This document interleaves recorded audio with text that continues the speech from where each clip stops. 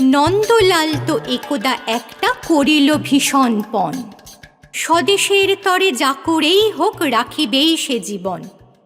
সকলে বলিল আহা করো কি নন্দলাল। নন্দ বলিল বসিয়া বসিয়া রহিব কি চিরকাল। আমি না করিলে কে করিবে আর উদ্ধার এই দেশ। তখন সকলে বলিল বাহবা বাহবা বাহবা বেশ। নন্দর ভাই কলেরায় মরে দেখিবে তাহারে কেবা। সকলে বলিল যাও না নন্দ করো না ভাইয়ের সেবা।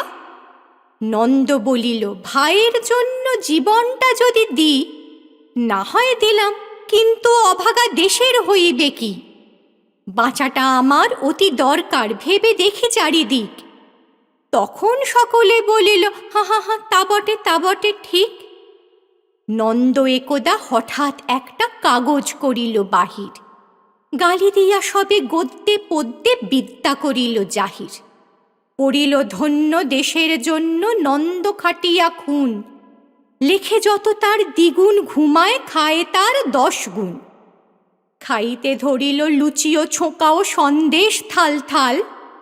তখন সকলে বলিল বাহবা বাহবা বাহবা নন্দলাল।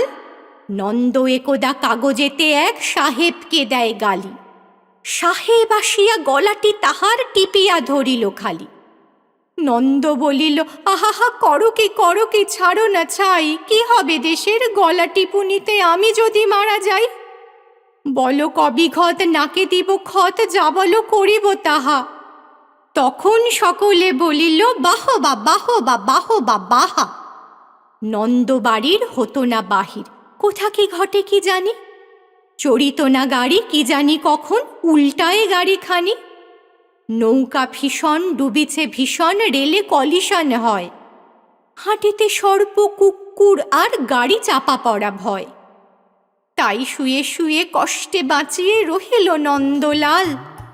সকলে বলিল ভেলা রে নন্দ বেঁচে থাক চিরকাল।